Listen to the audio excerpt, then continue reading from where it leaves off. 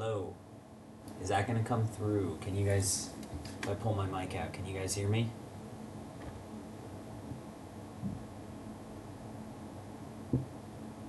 Oh, I was gonna show off this this cool little text effect that I made, and it's kind of fun. You can come in here.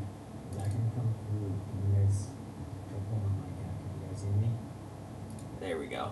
All right. You can come in here. You can change this to say, anything you want, and then you jump back in here, and bang, it updates automatically. I thought that was kind of cool. I'll show you how I set this up. So essentially, the way that I did this, I created this text comp. It is just a font in the middle, and then here in my effects comp, I'll break it down. So we have our original text. You can ignore those masks. I'll actually delete those. Then we have a second layer here, and I'll go through my effects stack one at a time. So the first thing I do is I create a mask, and I set that to none. And then I use a fill effect to fill the bottom with black. And then we have a directional blur, which just kind of blurs it out vertically, and then it curves to crush the alpha, so that way it gets just a little bit darker.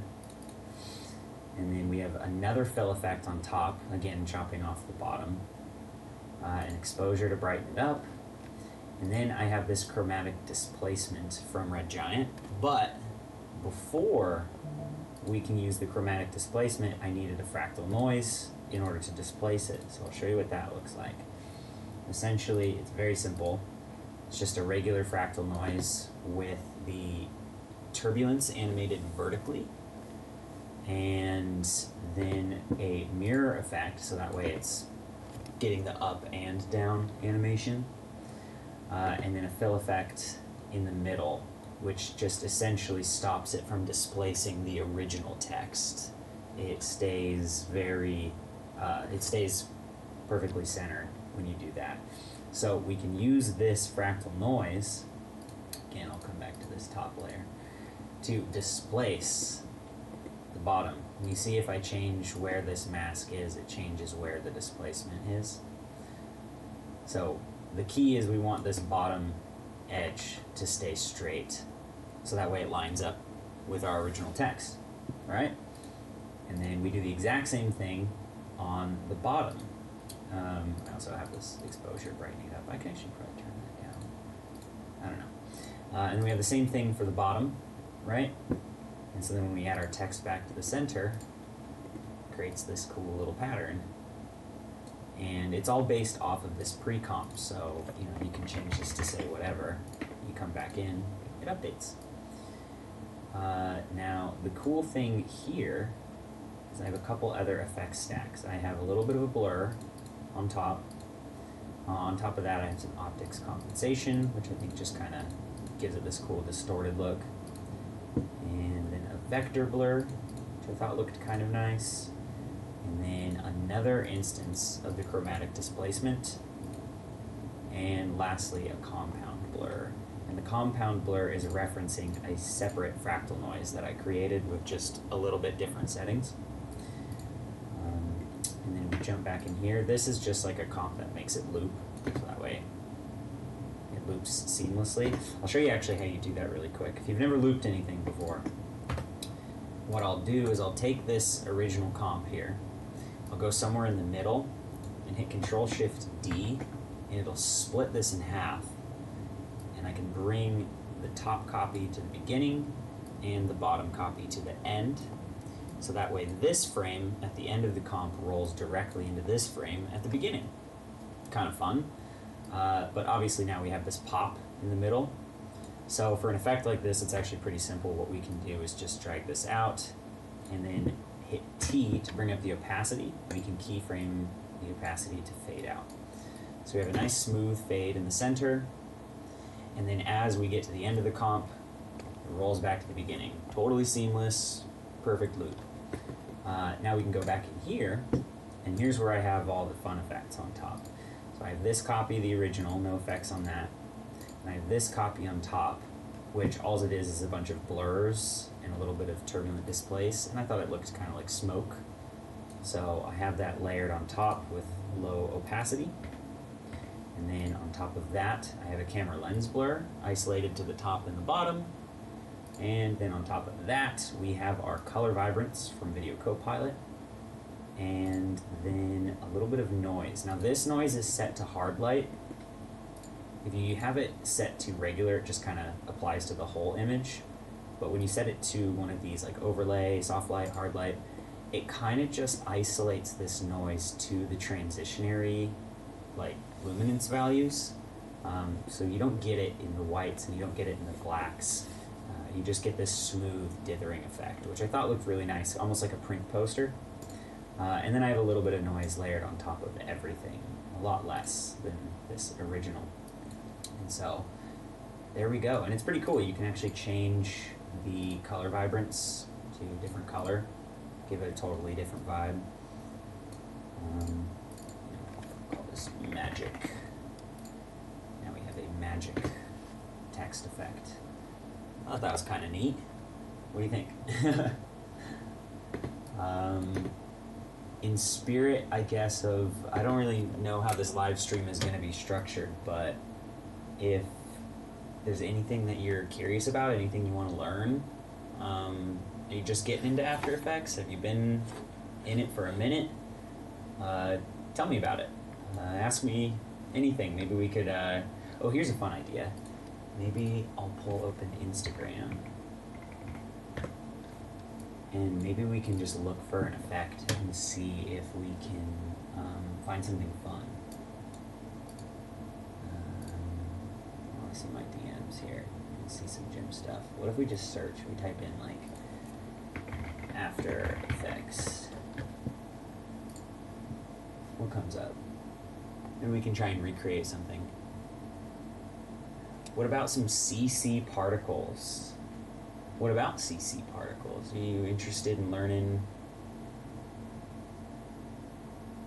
like, for some embers? Like, honestly, man, if I'm doing embers, 90% of the time, I'm going to a website like Production Crate, and I'm just downloading embers, personally. You can make some decent looking ones in After Effects. If we create a new comp here, add some like particles. I don't know, I've not used Particle World or particle systems in a while. What is this like to burst? Let's see. We change our producer down to the physics, and I turn gravity to negative so they flow up. Maybe I'll also change this to, what does twirly do? That's kind of nice. And then we want a lot less. Maybe 1.5. We will see, can we make the particle bigger? See, what you're watching me figure this out on the fly. I wasn't really exactly sure how to go about creating particles. Like I said, when I'm doing embers specifically, I'm going to a stock website, because the thing is if you're not simulating something custom in 3D that needs to interact in space with a model or an environment that you've created custom, I would say most of the time you're not going to be able to match the realism you get from just, you know, say downloading an asset like this. Like, look how nice these are. That is such a cool simulation. And I'm sure some of these are probably even real stock, like filmed. Like, look at that. I don't think we're going to be able to make Particle World do quite what this is doing here. Which is why I usually just gravitate towards doing things the easy way whenever possible. This is kind of fun. I wonder how you might go about creating, like, if you had a piece of stock footage, you wanted to make it look a little bit like this. Let's see, what else is fun? It's kind of cool. Any of you guys interested in usually an isolated character glowing with a trippy blue light? I don't even know the name of the effect. An isolated character glowing with a trippy blue light. Let me think about that. I'm gonna open this, and I'm gonna open it over here. You guys don't see me going through my files. Maybe I can find a random stock clip. Ooh, actually, this is perfect. Do you ever use a website called Pexels? You can download free video and photo. If I just type in, like, dude.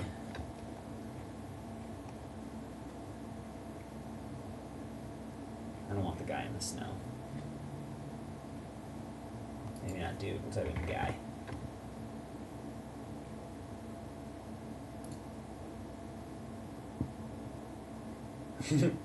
He looks fun.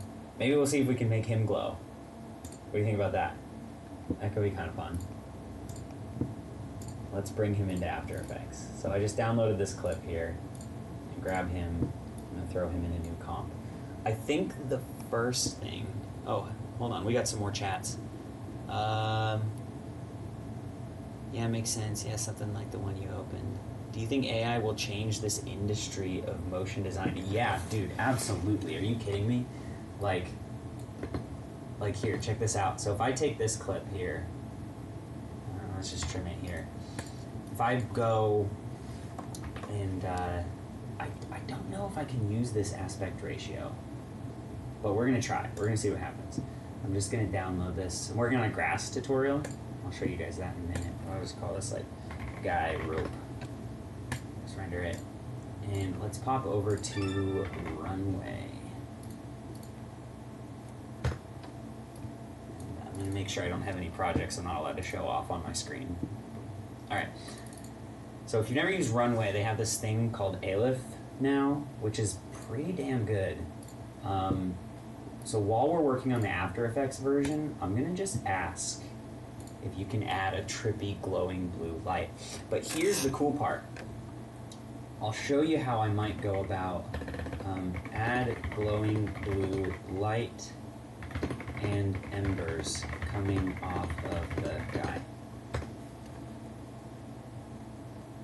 Alright, so while this processes, I'm going to jump back into After Effects, and we may even be able to use part of this like glowing asset that Runway creates for us and composite it into whatever we're doing here.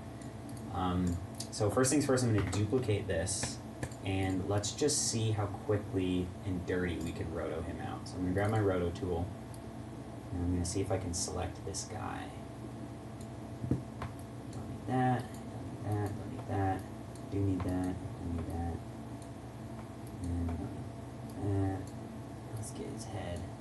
This is not the greatest clip for roto, but you're gonna see. This is nice and dirty.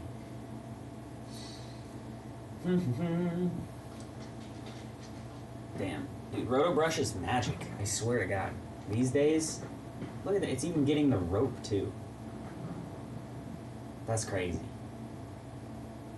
All right, now that that's done, I'm gonna freeze it. And while this is freezing, let's jump over and see if Aleph did anything for us. It's at 30%. 30%. All right, we'll let that keep rolling. Let's see. So we got this guy here, and now that he's rotoed, what we could do is pre-compose his roto layer. I'll just call this guy. And then maybe I'll do a tint on top, and I'll make him fully black. If we turn on alpha, you can see we got him here. And then I will do a solid composite. So now we have no more alpha, it's just a black and white matte. So that way, if we add an effect called Find Edges, it's going to give us an outline of this guy. Now, I want to invert this so the outline is white, and I want to add some distortion. So I'm going to do that with a turbulent displace. I'm going to make the size really small. You can see we're kind of mucking up the edge here. And I'll turn up the amount. Now this is okay, but I want this to animate, so what I'm going to do is alt-click on the evolution and type in an expression time times 200 maybe. See what that looks like. Nice. It's kind of cool. Now let's add some glow. And I'll duplicate the glow so I have a second copy, and we'll make the second one a bit wider. And I'm actually going to add a vector blur, but I'm going to put that before my glows. And let's just blur this just a hair. Kind of give it some of this like stringy look. Look at before versus after. Kind of strings it out just a bit. And make my glow a little more intense. Maybe one more glow right on top of everything. We'll make this one a bit more intense and a bit wider. It's kind of cool. Now I'm going to add a VC color vibrance. It's a free plugin from Video Copilot. Is it worthy today to learn After Effects and Premiere? Oh, bro, absolutely it is. It's one of those things where, like, AI might be able to get you close, but being able to utilize different tools to create things specifically how you want them, rather than just like relying on an AI engine to do it for you, is very important. Because very often, even when I'm using AI, it gives me stuff like this. And it's like, all right, that's okay, but if I'm going to critique this, I don't like the way we're kind of losing him in the ropes, but I do really like this reflection it added to the floor. So what I might do is, in this specific scenario, I might download this and bring it into After Effects, and we're going to utilize just that light from the floor. So if I bring this in here, I'm going to hide what I was just doing. Look at it, like, messed up where he was. Why isn't it? Yeah, like this totally messed up here. But we can use his feet. So what I might do is just like mask the bottom and add a feather like this. And now check this out. It's like, that's kind of cool. He's got these glowing feet here. Like, it's not perfect, but maybe I'll go back to Aleph and say, make a bunch of glowing embers emit from the guy in the ropes as he's moving. So we'll just let this try again. But this like glowing blue foot asset, it's kind of neat. So I'm gonna put this underneath the thing that we were working on, and I'm going to set this to add. Now we got this like cool like spiky edge going around him, and I might even like duplicate this and change my turbulent settings to be a little more wacky. Something maybe like this. I'll add like a vector blur on top of everything. Kind of cool. Let's set that to add. So now we got like multiple layers of electricity on him. Play that back. And like it goes really well with this blue floor that the AI created for us. Like, isn't that kind of sick? I thought that was kind of fun. But I don't know, maybe some embers coming off of him. So let's see if Runway will give us anything good. Maybe we'll pop over to Production Create. Type in like embers. Let's pick something cool. Oh, these are fun. Steel wool. Why is this not loading? Maybe my live stream's making my internet slow. Embers Puff. That's kind of sick. I'm gonna download that.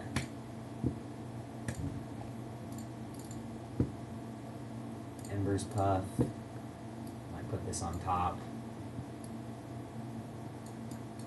Move it here or something. First I'll tint it, add a glow, spread out my glow some. Again, add VC color vibrance, let's make it blue. Let's change it to additive. It's like, all right, you know, there's definitely some things we could do to like comp this in a little bit better. And it's not the right frame rate either, but we're going quick here. It was like a fun example of like what you could do, you know? All right, let's pop back over to A-Lift. Let's see what we have. It tried again. It practically gave us the exact same result. Yeah, you want to ask, is AI replacing us anytime soon? I don't think so. Because like if you're just trying to make something cool for Instagram or, you know, your YouTube channel, yeah, maybe you can use AI most of the time. But if you're working on a client project or a short film, something that needs a very specific effect, something that needs to tell a story, you just don't have that level of control with AI quite yet. So it's very important still, if you want to, you know, enter the field of VFX, to be able to do changes and add things and remove things and manipulate footage, and not just solely rely on what you can make AI do for you, you know? You know, I could have made a better prompt maybe, but like, this is not amazing. But like, okay, say I like the orange fire. I like how that's popping up here. So I'll download this, and I'll show you something that I might do. So I'll throw this in a new comp, and I want just this orange here. So I'm going to add a key light effect. I'm going to select just the orange. Change this to a combined matte. You can see the selection that we've made a little bit better. Change the screen gain. Yeah, it's a little bit better. All right, so there's sort of like an isolated selection of just the orange in this clip. So I'll duplicate this, delete the key light off the bottom copy, and I'll set this to be a LumaMatte inverted of this. So now that we have these like little dancing particles, this is not great. AI copies art, it doesn't create them. Correct. Absolutely, I couldn't agree with you more. It's sort of like, and I'm stealing this from somebody else who said this, but I really liked the point he made, where say you hire somebody to create you a really cool painting, and you give them all the instructions, and you're like, all right, I want it to be like an eagle, I want it on fire, and I want it on top of a mountain, I want a big guy standing there, and I want, you know, thunderclouds, and you prompt him, essentially, and you tell him everything you want to go into this painting. And maybe he shows you the first version and you have notes, and you're like, all right, you know, this is really cool, but can we make the eagle bigger, or can we, you know, whatever. And then he comes back and he shows you the new version, and you're stoked, you're really happy with it, the painting's done. Are you a painter? Did you paint that? No, that wasn't you. Like, it was still the other guy. And that's sort of how I view AI, is it's like, you know, you can use it as a helpful tool, but you're, at the end of the day, you're not the one creating the art, you know? So here's my glowing orange embers, right, that I isolated from this. I might add a little vector blur. You can tell I like this effect. I'll add a tint. Oh, not an S tint. I don't want that effect. Add a tint, a solid composite, set it to be black, add a glow, and then another VC color vibrance. Set this to be, you know, like a light blue, and then change this to add. Like, all right, now we just, you know, change this to half here. Hopefully it loads a little quicker. I'm gonna turn off these particles, they look horrible. You're like, all right, like it's not the coolest, but we did isolate like these particles out of here that we liked. This is not a great example. This is all falling apart. This is going terribly. What do you think about jumping to Blender? I'm coming from Cinema 4D. What do you want to get out of Blender that you feel you're not getting out of Cinema 4D? That would be my question. Blender is a phenomenal tool. My only complaint is that if you're already fairly used to a different 3D package, such as Blender, such as Cinema 4D or Maya, Blender can feel a little bit backwards because of like its UI and the way it names things and all the different menus and add-ons. It's a phenomenal tool. If you've never used 3D before, I always recommend people go start in Blender because A, it's free, and B, you got people like Ian Hubert out there. Yeah, prices of Redshift and Octane. Yeah, like if you just can't afford it, Blender is phenomenal. It's a little tricky to learn, but it is a phenomenal tool that I could not recommend more. I don't personally jump in there very much because I've just been in cinema for so long and I prefer it this way, and I feel my knowledge base translates pretty well between Cinema 4D, 3ds Max, Maya. When I've had to jump in for other client projects or freelance projects where they've got constraints on what software I can use, but when I have to jump into Blender, I feel a little bit lost. It's not the easiest to navigate as a beginner, and things do feel a little bit backwards. But if you can get used to it, and you can, follow the donut tutorial and get your knowledge base decent, you can take Blender very, very, very far. I think Ian Hubert is a very good example of somebody who has pushed that software to its limit. It is so cool, the stuff that he makes. Yeah, I'll use Element 3D every once in a while.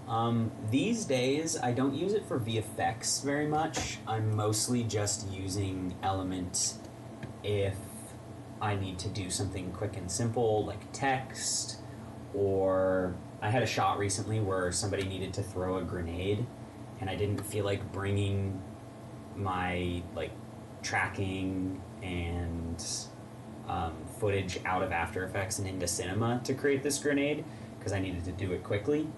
So I essentially just did it in Element. So I think really the only time I'm using Element these days is if I need to do something quickly. It's a great tool. It just, I think, can't quite reach the quality that I can reach with Cinema and Redshift. So for the most part, I will, if I'm going for the best version of something I can, I will use Cinema 4D instead of Element 3D these days. However, that might be a skill issue because there's this dude, Ryan Thompson. He is the visual effects artist for Film Riot, and Ryan Thompson is insane. If I just go to Film Riot, let's take a look at something Ryan did recently. Well, yeah, I mean, first of all, his alien spaceship comps in this, and no, I don't pay for YouTube Premium, sorry. Look at this. That's all Element. All Element. He is a very impressive artist, the things that he manages to pull off with only Element 3D. Even these space VFX, this Cthulhu one,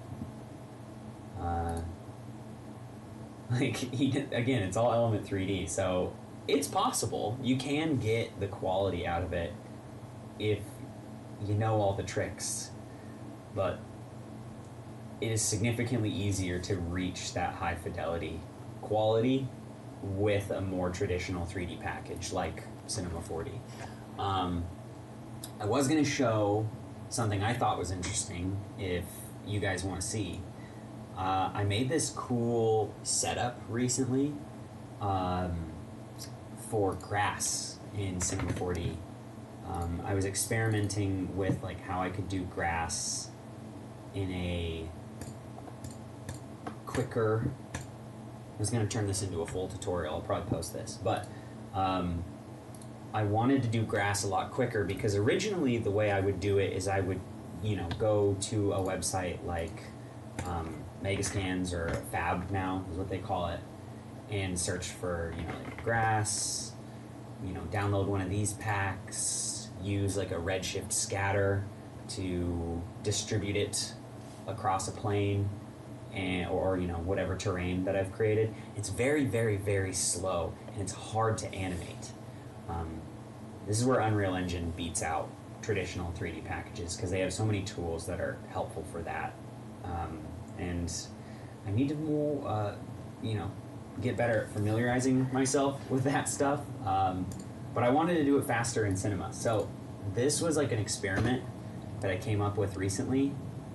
And this is all running practically real time. And then I even figured out how to set up this system where you can actually play with it.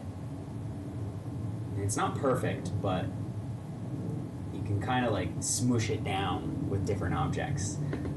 So I'll show you how I set that up. The first things first is I'm going to create a little grass blade. So I've got this plane here, and this is going to be my ground. And I'm going to create another plane, and this is going to be my grass blade. So I'm going to rotate this 90 degrees, and I'm going to change its segments to 1 and 1, so it's essentially just a big polygon. Yeah, more geometry equals slower PC, absolutely. Especially in After Effects. Like, that's another thing, is with Element, you're going to slow things down significantly the more complex you want it to be. Whereas if you jump into a different software like Cinema or Blender, you're going to be able to do a lot more in 3D, both like modeling and texturing, and you can utilize things like displacements or MoGraph systems before you're going to start running into drastic slowdowns. With Element 3D, you add a couple high poly models in there, After Effects is already struggling. So that's like another limitation. But anyway, okay, so I have this plane. It's one segment. I'm going to hit C, and that essentially turns it into an editable polygon. I'm going to scale this real small, like it's a grass blade. I'll zoom in here.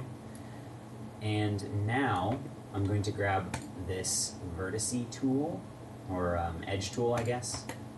And we're going to drag this up, and we're going to scale it down like that. And now we have a grass blade, but I need the grass blade to be able to bend. So I'm going to right click, choose loop path cut, click once, and then you can hit this plus button to add a couple more segments. I think that'll do. So now this thing has the ability to bend. There's enough topology there. I'm now going to throw this into a cloner. So I'm going to grab a cloner, put the grass blade inside the cloner, and I'm going to change my cloner from grid to object mode and throw the plane in as my object. So now we have just random scatters. I'm going to increase this from 20 to 2000. And then let's also change the color so we can see it just a little bit better. That's better. And I'm also going to add a random effector. So let's go up to MoGraph, Effectors, and choose a random effector. I don't want it to affect the position, so I'm going to turn that off. But I do want it to affect the rotation just a little bit. Something like that. And I do want it to affect the scale on the z-axis. Yeah. So that way if we look at it from the side, they're not all the same height like that. It doesn't look like freshly cut grass. It's more like a field of grass. So that's pretty good to me. So now what I'm going to do is right click on the cloner and choose current state to object. And now we can delete the cloner, we can delete the random. I have to do this again. So right click, current state to object. Do I really have to select all of these? I didn't think I had to last time. Oh, my bad. Hold on. Undo. I was clicking the wrong thing. Okay. Grab your cloner, right click. It's not current state to object. It's connect objects plus delete. That's what we needed. All right. So now we have our grass as just like a big old plane here. I'm gonna make the ground plane a little bit darker in my viewport. And let's go ahead and make this green, just cause we're having fun. All right, so we got our grass, right? But now we want to animate some wind blowing through it. So in order to do that, we need to grab this called a displacer. But instead of making the displacer a child of the grass, I'm instead going to just create a null and put them both inside of it. So the displacer is still affecting the grass, but it's going to allow me to duplicate and add more grass. You'll see in a second. So on the displacer, we're going to go to shading, click this little arrow and add a noise effector. You can see what that's done already. And we're going to go to the noise and change it from texture space to world space noise. And now let's scale this up really, really big. Now this is really cool, and we can change, let's turn up our animation speed to like 1 maybe. Let's see what this looks like. Yeah, that's alright. Maybe add some movement. Too much. 1. Alright. That's pretty cool, but you see like the grass is dancing around, like the bottom of it isn't staying locked to the plane. So in order to fix that, we need to click our displacer and go to fields, and we're going to add a linear field. You can see what this is doing already. Everything to the left is not being affected, and everything to the right is. So if we rotate our field so it's facing vertical, and then we squish it down real small, and then we raise this up some, you can see we're effectively cutting off how much of the grass gets to wiggle. Right now it's just the tips. Let's bring it down just like that. I'm going to hide the field so I don't have to look at it. So that's pretty cool, but there's not very much grass. Let's add some more grass. So what I can do is add a cloner, bring it into our null where our displacer is, and set the grass as a child of the cloner. And I'm going to change my color again. I just want to make it green. We can add some more, so we can increase this a whole bunch. Look, it is still running practically real time here. So let's go back to our displacer and go to the shading and go back to our noise, and we can play with our noise settings. So if we make our noise bigger, you can see what this is doing now. It's like, how turbulent is this? If we make it really small, the grass is way too dancey. It doesn't look like wind. But if we make this much bigger, maybe somewhere in here, it kind of gives the impression of fields of wind blowing through the grass. I'm going to increase the movement just a hair. I'm going to set this to 3. Yeah, that's kind of nice. And then we can increase the amount that this displacer is affecting. If we go to Object, we can see our height is 10 centimeters. We set this up real drastic, maybe like 50.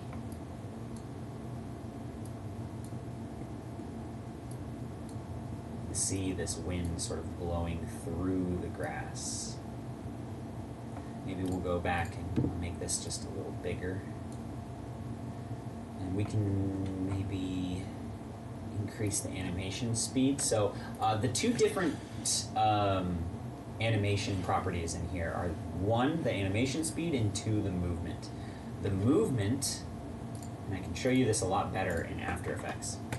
So when you're dealing with noise, I have a fractal noise. The movement is essentially your transform, right? So that's left, right, that's up, down. That's what this value is, the movement. So I'm animating the X 3 centimeters at 1% speed. You can animate it 10 centimeters, it's gonna blow a lot quicker. Whereas what the animation speed is controlling is essentially its evolution. So it's this setting.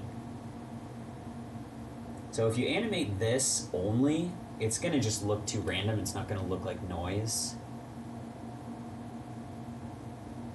Really cool, but how do you do that effect when you have a wavy surface and not a plane? I will show you in just a second. Let's maybe do that right now. So what I would do is I would begin with cloning onto your bumpy surface. So say I wanted like a landscape here. You can take that grass, and I think there should be a way. There's actually a couple ways we could maybe do this. The simple way would just be to say, you know, here's my grass blade. Sorry to make you watch me do this again, but say this is my grass blade right here. Is I could put it into a cloner and then change this to object mode and then add the landscape into the object, and you know, you would just take it from there.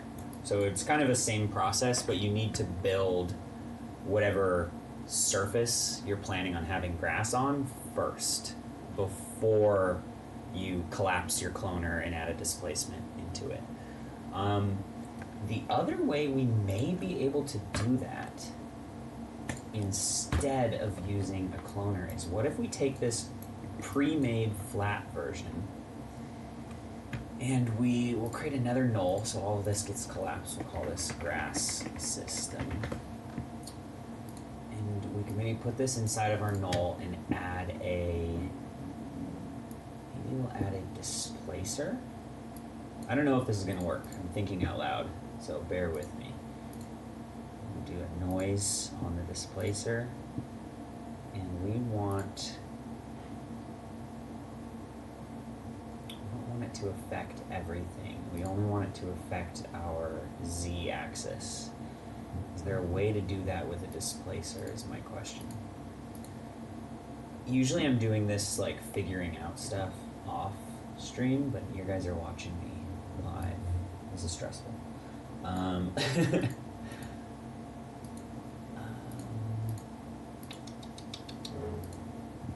Texture space, world space.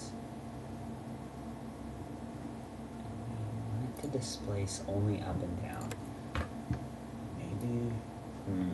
What else do we have? Projection. What does this do? Let's try this. I haven't played with a projection yet. There's plenty of things in here. I'm a lot more keen in After Effects than I am in Cinema. I'm pretty good in Cinema, but nowhere near like I am in After Effects. You want something in After Effects, I'm usually pretty quick with it. Alright, let's see. If I put this landscape below, and use this projection, put the landscape in. Alright, we're about halfway there. It does project onto the surface of this landscape, but it flattens out all the grass. How can we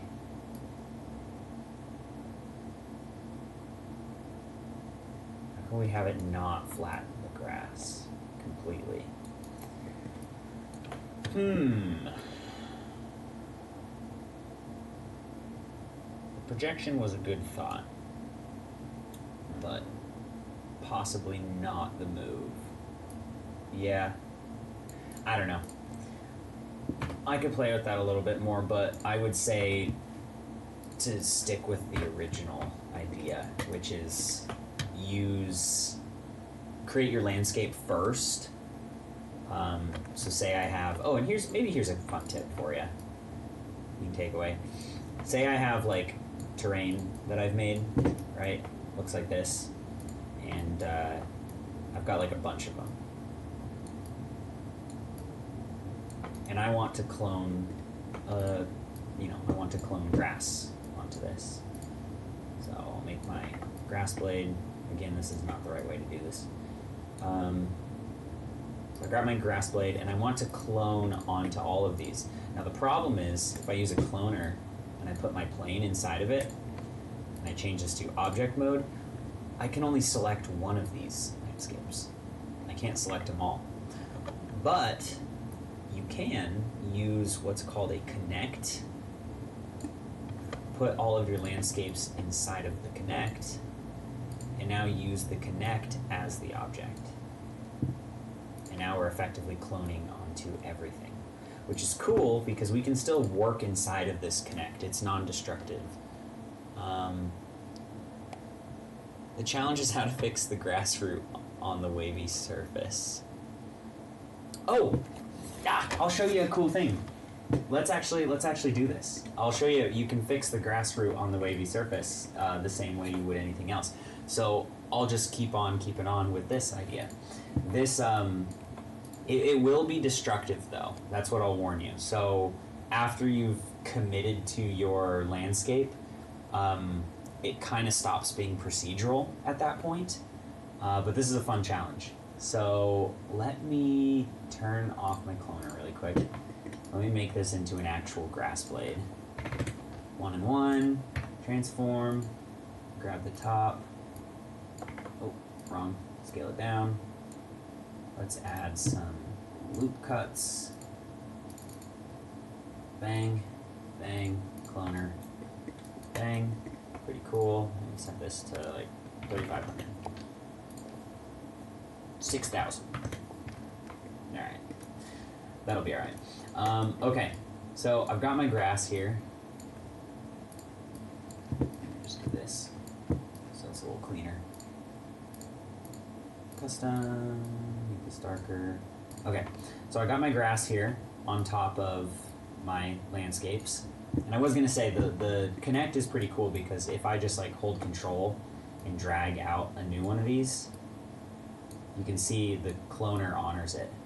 Or I could drag something new in. So say like I have like a big person. If I bring him into the connect, boom, he's covered in grass now too. So that's kind of fun. But all right, how to fix the grass root. So what I'm gonna do is grab my cloner and I'm going to right click and choose connect objects plus delete.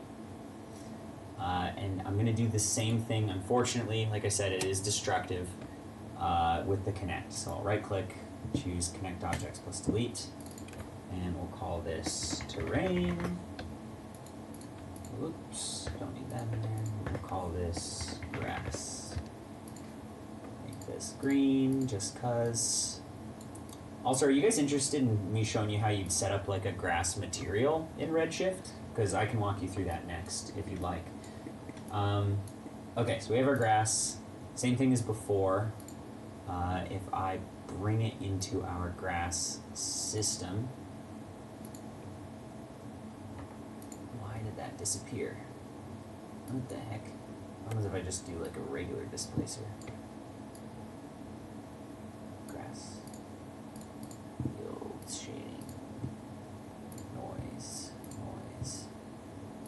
user space, world space, animation speed 2. Alright, there we go. Why did it break when I put it in the other grass system? I don't know. This is too many questions.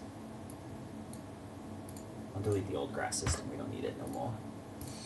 Okay, so obviously you'd probably want to add like a lot more grass, but for sake of tutorial, this is the amount of grass we're going to be working with. This is also very ugly to look at. It's a little darker. Okay, so our displacer. We can add our movement, 3, maybe 1%. Let's see what this looks like. Too much. 1. It's decent. double scale, make it real big.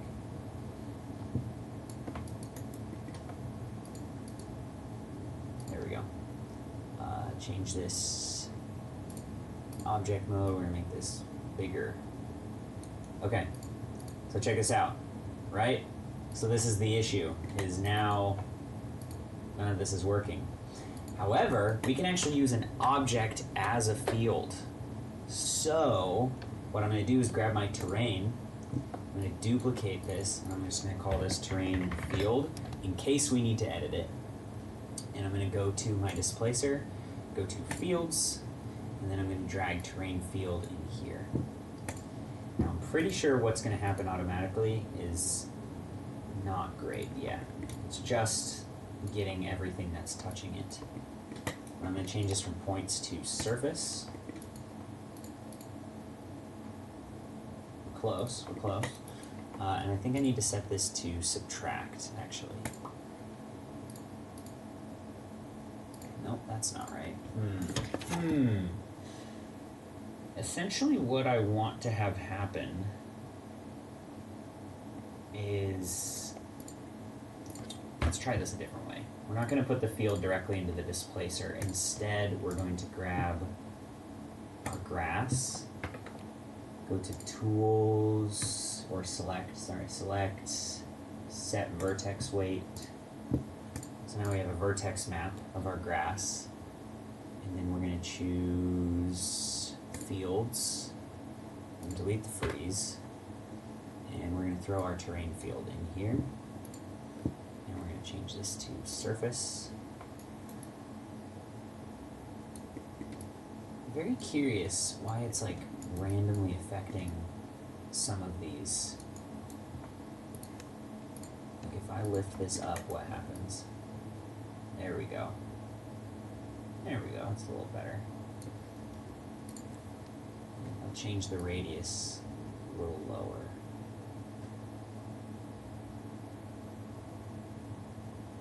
Maybe change the volume? No, surface, yeah. Okay. I might need to invert that selection, but essentially we have like the tops of the grass isolated from the bottoms per this field here. You can kind of see. And then what if I add this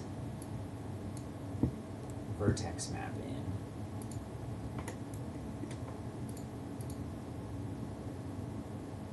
Alright, it's working, but it's doing the opposite of what we want it to do. We want it to wiggle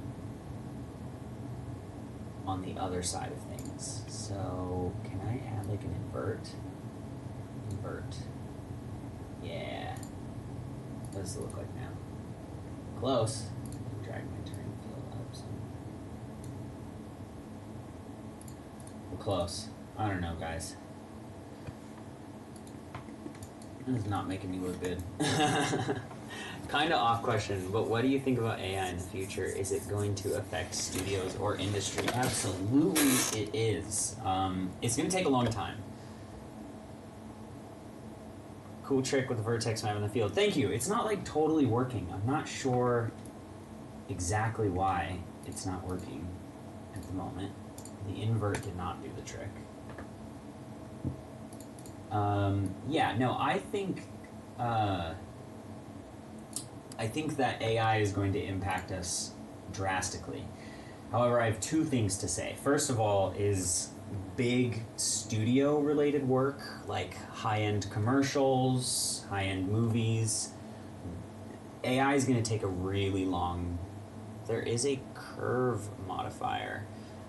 Do you want to help me out a little bit on the curve modifier? Send me down a path. I'm not sure how you're suggesting we use that. Use it to make more contrast. Use it to make more contrast.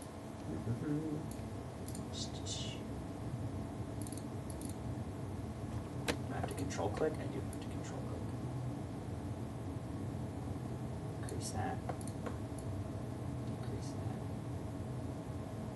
Yeah, we've got more contrast. I just need to invert it for some reason. Oh, I probably need to... Alright, hold on.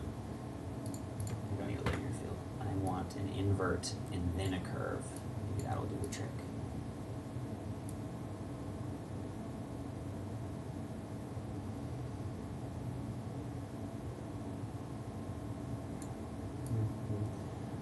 I think it's going to take a really long time for AI to make its way into like high-end productions and things. Um, but individual studios are already using it pretty frequently. I mean, there was that Super Bowl ad that just came out. All right, hey, look it, we're kind of close. Good looking out on the curve modifier because we're getting some like crappy distortion, but at least the roots are sticking. The roots are sticking where they're supposed to. I don't know. It's close. But, yeah, did you guys see that NFL, like, kickoff ad? NFL AI ad. This one. A lot of AI in this guy.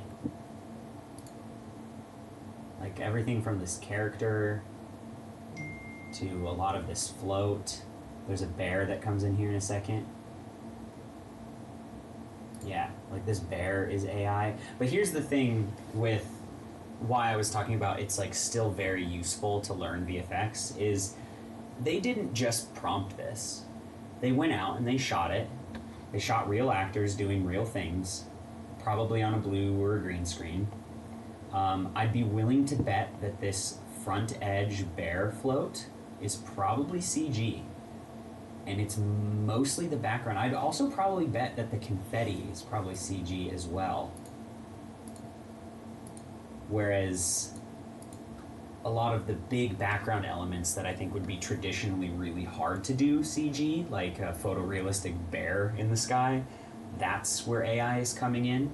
But it still needs to be composited. It still needs to be put together. You know, this bear could potentially be 2 or 3 different AI videos that are being kind of photo bashed together. Maybe some additional software on top to relight the bear, to add some of that like light wrap from the sky, to get it to comp better. Like this lion. Like this is not 100% prompted work. This is a hybrid mix of prompted and traditional work kind of being put together. Now, I don't love the results of this, and I don't think many other people did either, because it kind of just feels a little bit bland. But I don't know, like, I think the process is what really excites me and interests me, because a lot of this stuff would have been really, really hard and expensive to do in a traditional sense. But they were able to prompt a lot of it with AI. Like, I'd be willing to bet this whole crowd simulation, everybody you can see back here behind our primary guys, like, what is this? What's going on with this mask? It does not look real to me.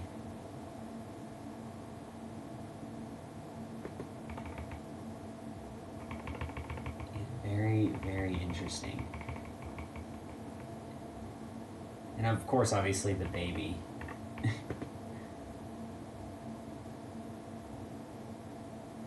I don't know. It's a lot of cool stuff in here, but this is very much hybrid. Anybody who would look at this and think that it's just straight AI doing all of it and there's no artistry going into it would be wrong. We're not quite there yet, but I don't know. I don't know what the industry will hold in the future. I do know that it's going to slowly creep its way from the bottom up. It's going to start with the hobbyists, it's going to make its way into small studios, and eventually it'll make its way into big studios too. A really great example, if you guys haven't seen the latest Corridor Crew video, where is it? Corridor Crew.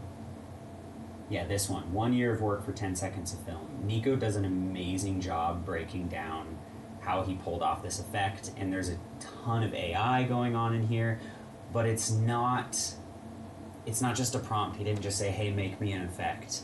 Like, there's a lot of really complex workflows that are utilizing AI, but require a ton of artist intervention. If you haven't seen this, go watch this. If you're bored, go put it on. It's a very, very fun video. But yeah, I don't know. What can we talk about? What can we work on? I showed you guys my grass thing. Although in high-end productions, not that much. Me personally, to find a working output using AI took me more time than building everything from scratch. And that is a very good point. I run into the same thing frequently. I tried to do this car crash shot. Unfortunately, I can't show you because it's from an unreleased film. But they specifically requested, because it was like a one-off side shot. It was like out the driver's side window of a car, and they needed a car crashing. And I tried for a few hours to get something usable with AI, and it never really worked out. And I eventually just had to do it from scratch anyway. And I tracked it, brought it into cinema, and did it the traditional way. And the AI rabbit hole was a waste of time. But what I will say is, to your point and to my example story, it won't always be like that.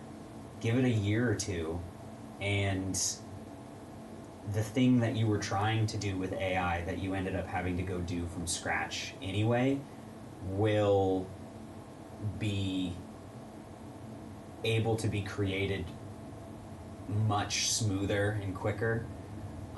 The jank that exists in these workflows right now is just going to keep getting ironed out rapidly over the next handful of years, and eventually whatever it was that you were trying to do that you had to go do from scratch after wasting time trying AI, you'll be able to do quickly and easily.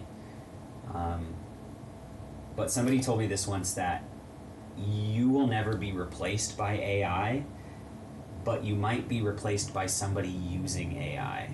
So, whether you like it or not, it is beneficial as VFX artists to familiarize yourself with those workflows and to get used to working in AI in some aspects, or at least be aware of what's coming and what's out there. Because if you eventually do get to the point where that thing that you created from scratch you could do with AI with a simple prompt, and it's very customizable and it's very user friendly, a big studio or a big company that's hiring a studio to do some work isn't going to sit down and prompt it themselves. They're still going to hire out the creative. Creative is still going to be a job. It's just that what used to take, $100,000 in a team of 20 people might be able to be done with just 2 or 3 guys with the help of AI workflows, which is a little bit of a bummer in some aspects, but it's just like film photography. Like back in the day, if you wanted to be a photographer, you had to know how to work with film, shoot film, process film, develop film. And now everybody has an HD camera in their pocket everywhere they go at all times. So the barrier to entry is going to keep lowering more and more and more over time, and more people are going to be able to do things and create things. But it, just like being a photographer, the profession didn't disappear once everybody had a phone in their pocket that could take photos. It just evolved. And if you want good photos, you still hire a good photographer. If you want good VFX, you still hire a good VFX artist. Even when AI is going to be able to do these processes, even when everybody can take an HD photo, the artistry will always exist to some aspect. And that's something I firmly believe. So keeping with the times, learning these workflows is going to benefit and future-proof you. I don't know. Anything else you guys want to go over? Maybe I'll just start browsing Instagram again, like I was. See if there's something fun we can try and create. Let's see.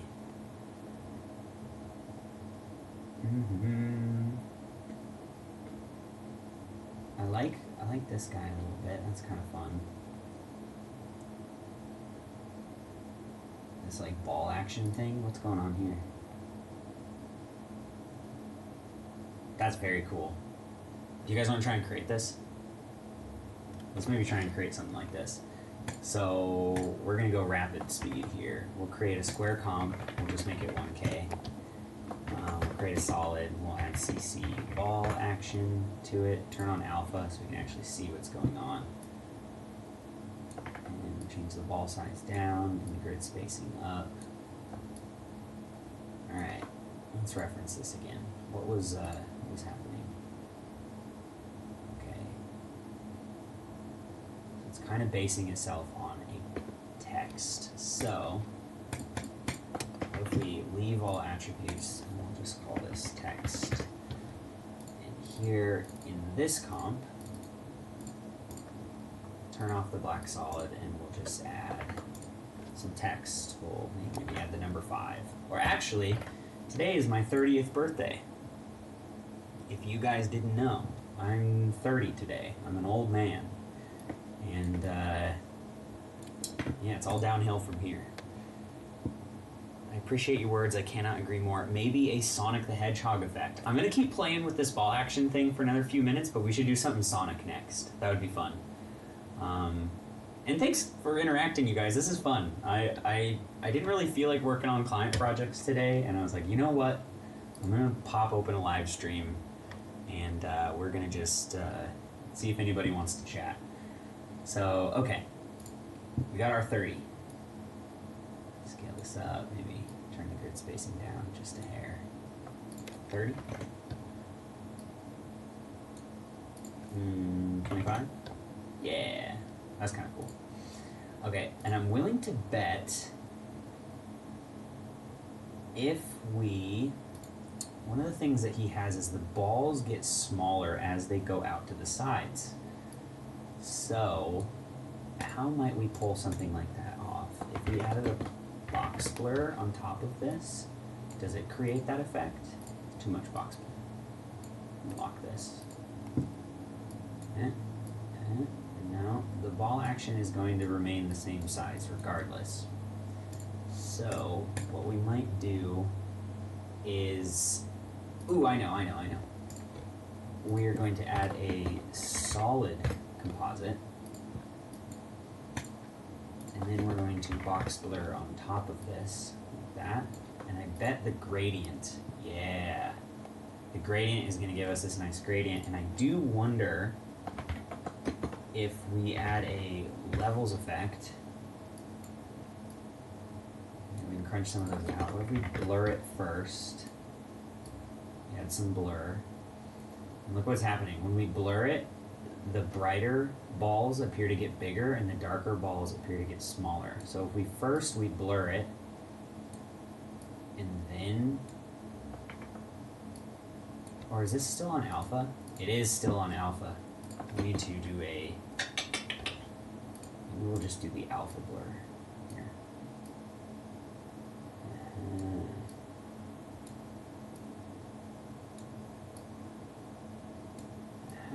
How might we make the...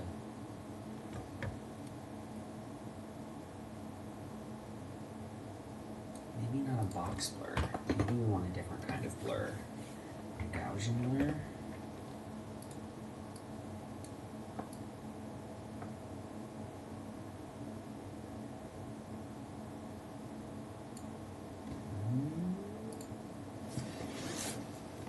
Happy birthday! Hope you work for the new Avengers one day. Oh, thanks guys. I appreciate that. If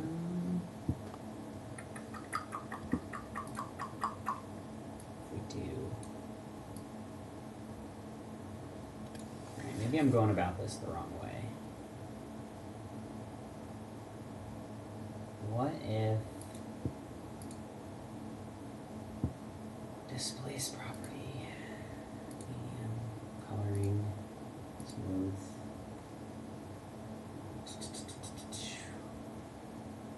Scatter. No, we don't want to scatter it. Add a solid composite. And then we'll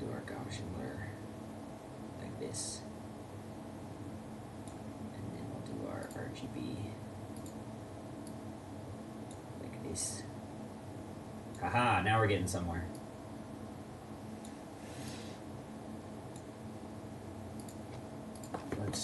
Let's go back to the box blur. Maybe that's what I was missing, was the solid composite. Bang! Bang! There we go. Oh, this is feeling a lot better. Now we have our big balls and our small balls. There's a joke somewhere in there. Solid composite, blur, and levels. Multiple copies. Yes, sir.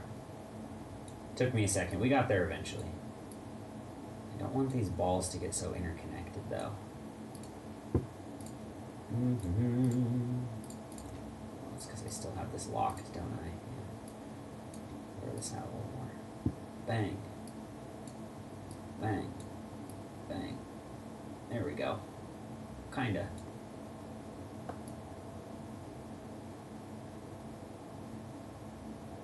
Pretty good. Blur this a little less. Pretty good. I want these all to be white. Maybe not levels, we'll do an exposure.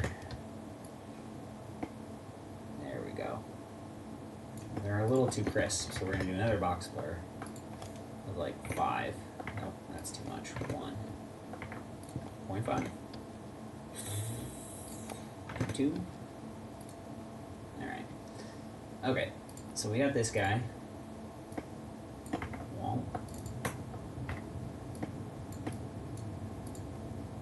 Pretty neat as it grows out. And then what does he have? He has them kind of doing that.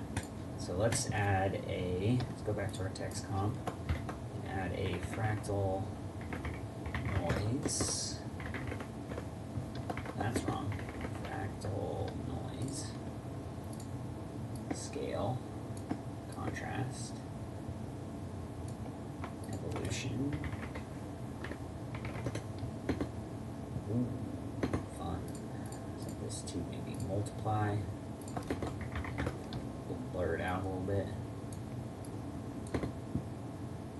Let's see what that does. Haha, very fun. And then if we do the same thing he did, we're going to make this 3D.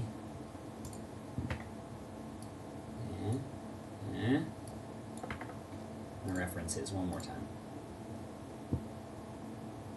Yeah. Alright. Duplicate this bad boy. Scooch him back in 3D space. Oops, I gotta set him to screen. Ah, can't quite get the Y. There we go.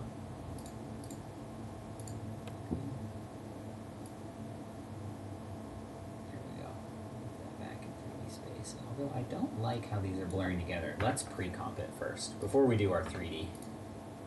Shit. We're gonna pre-comp the text effect. Oh! I'm an idiot. But hey, this has turned out real cool. Alright, I'm an idiot. It was on an adjustment layer, that's why. So, what if can I theoretically just copy this, turn this off, and paste it onto this? Yeah, there we go. I can delete my adjustment layer, make this 3D again. Duplicate it. I'm gonna set these to screen. There you go. Slide this guy back. And then, what's gonna happen is I'm gonna do a bigger box blur.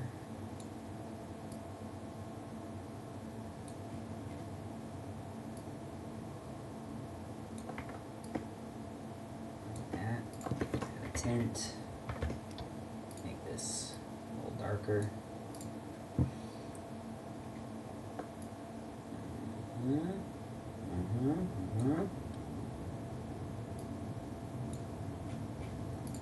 Just a hair, just a touch.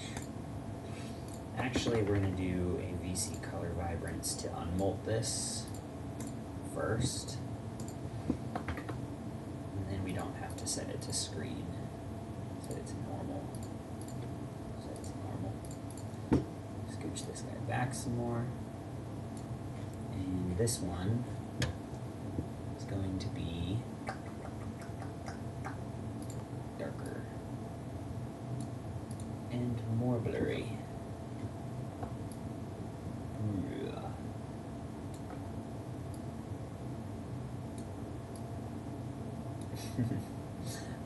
Alright. Create a camera.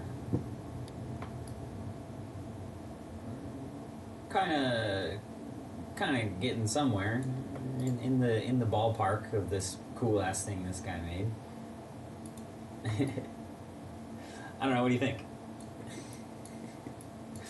We could definitely take this a little bit further, but for now, it is a-okay.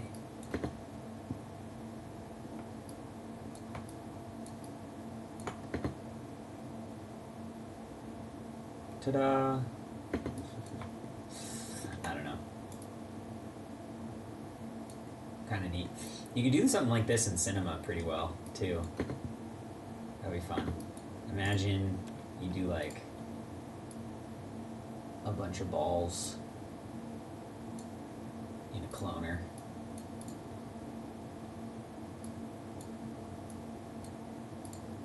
Scale them down some. Add a plane effector. Effectors, plane, scale, uniform scale, make them small. Go to the fields and then add like a spherical field. And the plane effector I think is probably also in the field applying color. I don't want a color remap. No color remap. Ooh, fun. Neat. You could even do like a text object as a field.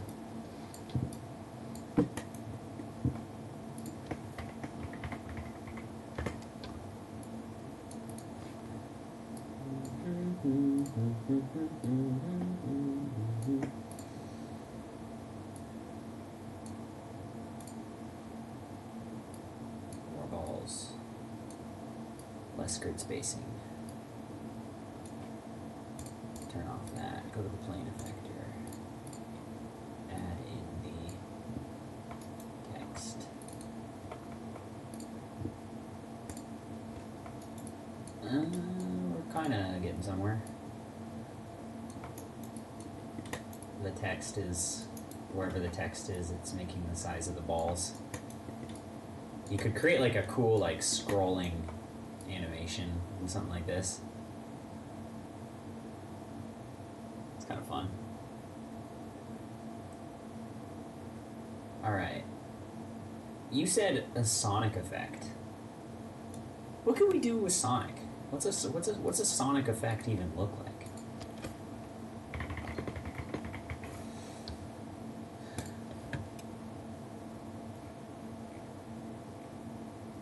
What is this AI schlop? Well, this is kind of almost what we were doing originally with those sort of defined edges. I think the main difference with the sonic effect would be the lightning, which you could probably do some sick-ass procedural setup, but I wouldn't be entirely sure how to start that. Like, that would take hours. I don't know if I could do a simple version of that. The better version would be like, or the simple version would be just using stock footage. These like streaks. He does have like these running streaks, that's kind of fun. Speed trails. Speed trails.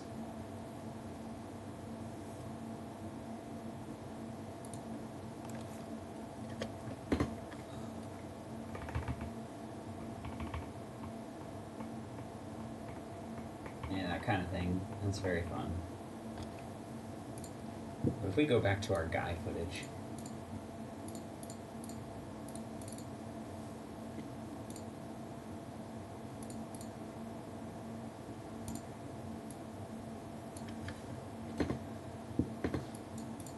There is this effect. I wonder if I can make use of it.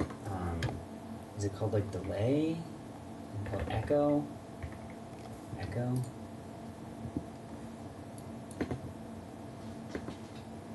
Yeah, there we go. Number of echoes, we'll say 5. Blend. No? Screen.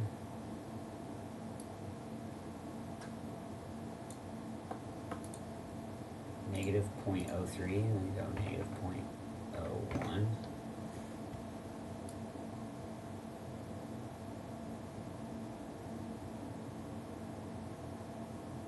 Bunch of copies all blurred together. It's kind of fun.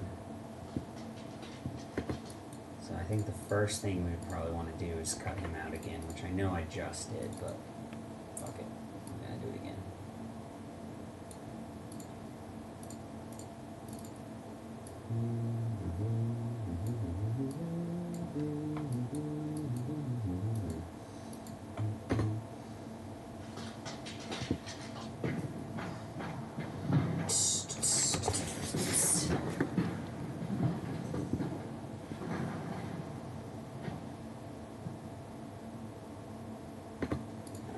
Freeze back.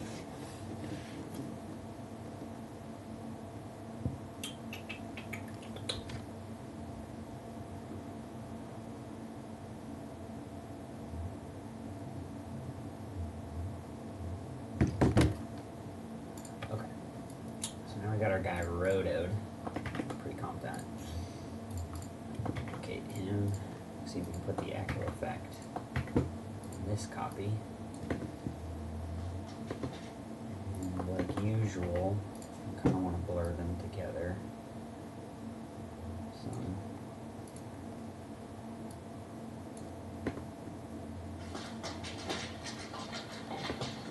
That's kind of sick. I do more echoes. Tint. What happens if we throw like a find edges on before the echoes? That doesn't do anything. After is kind of neat.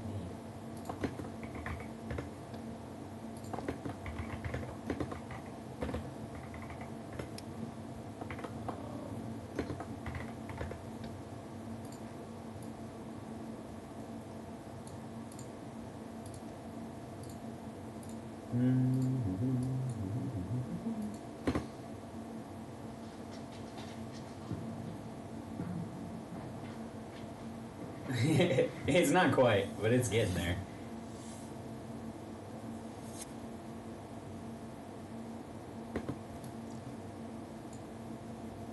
I have no Kramer news for you guys. I haven't talked to him in a couple months, and yeah, he's doing good. That's all I can and will share about that. I had a ton of fun when I worked there. That was a lot of fun. I was there for about 4 years total, I think. I had a good time with it.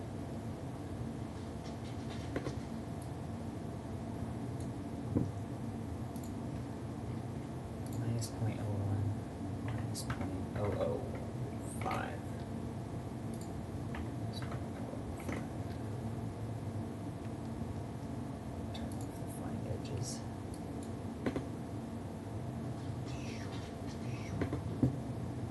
Brightness down some.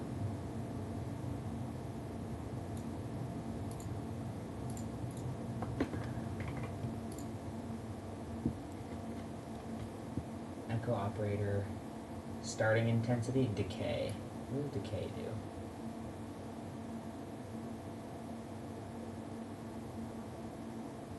Ah, I see. We'll make it as time goes on.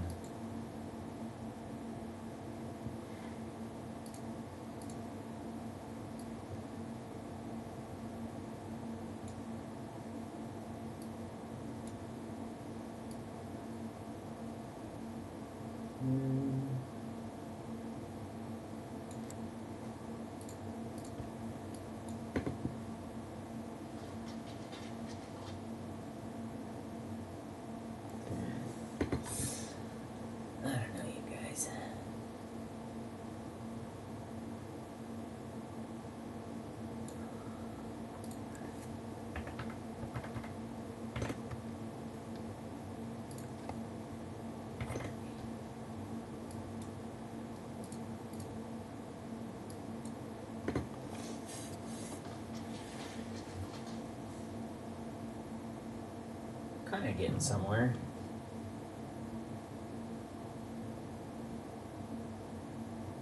It's kind of some speed lines a little bit. 0.005.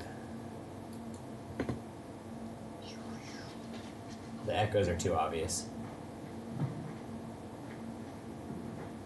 It's a fun effect. There's a lot you can do with it. I might even add like a radial fast blur and like shove this off to the left.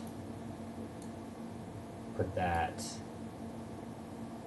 before the find edges or after the find edges. Yeah. It's too brightest.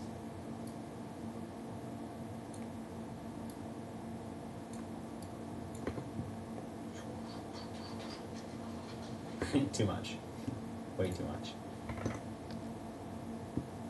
What's your plans for the day, though? Big 30. Oh, man. I'm going to the gym here soon. And probably just going to watch a movie. Might play some Rocket League here in a little bit. That'll be fun. And then when you go slam, it turns off.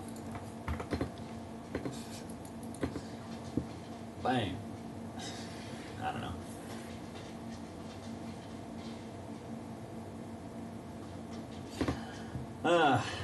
Alright. I've been live for like an hour and a half. I think I'm probably going to call it. Thank you guys for whoever hung out in here with me and chatted. This was fun. I enjoyed this. I will probably do another one of these soon, but I think I'm gonna like intentionally structure it before I go live. Like, maybe I'll come up with like 3 fun VFX things to work on. I'll have footage ready and I'll know what I'm trying to do to them. Maybe I'll gather some assets beforehand. Like kind of come into this with a little bit more of a plan. I don't know, this was super impromptu, but this was fun. Thank you guys for sticking around and chatting. Hope you guys have a great rest of your day. And yeah, we'll do another one of these. We'll talk soon. Thanks. See ya.